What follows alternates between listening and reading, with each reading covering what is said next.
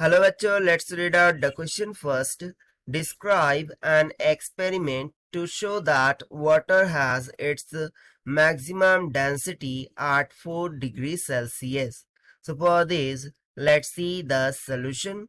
But before of that, let's talk about the key concept which we are going to use here for this question. So basically यहाँ पर हम parameter का experiment करने वाले हैं. सो parameter क्या है वो देख लेते हैं.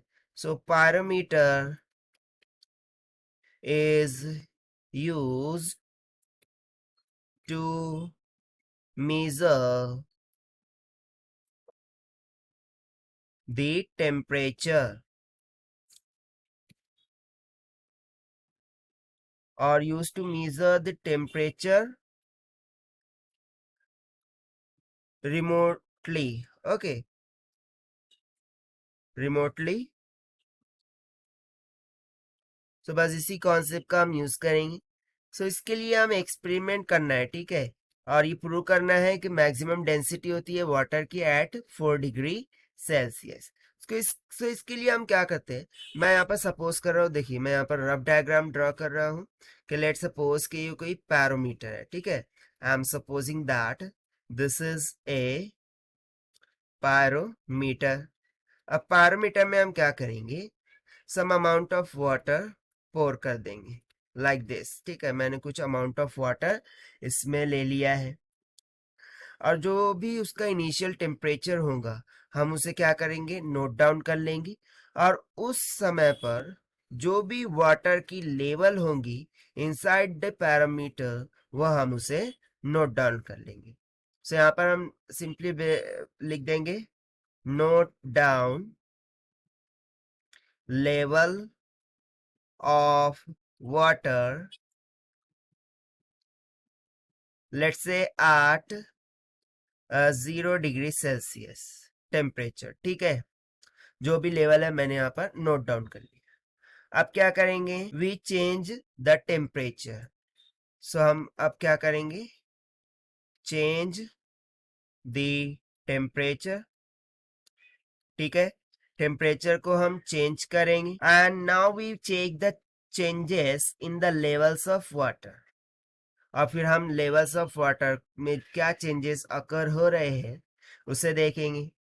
सो बेसिकली हम यहाँ पर देख पाएंगे कि जब टेम्परेचर 4 डिग्री सेल्सियस पर हो जाता है सो उस टाइम पर जो वाटर लेवल है इन पैरामीटर वो क्या हो जाती है, मिनिमम हो जाती है. सो लेट्स सपोज कि वो कुछ यहाँ पर आ गई है. सो यहाँ पर सिंपली हम लिख देंगे कंक्लूजन के at 4 degree Celsius level of water is minimum. Water level क्या हो गई है, मिनिमम हो गई है.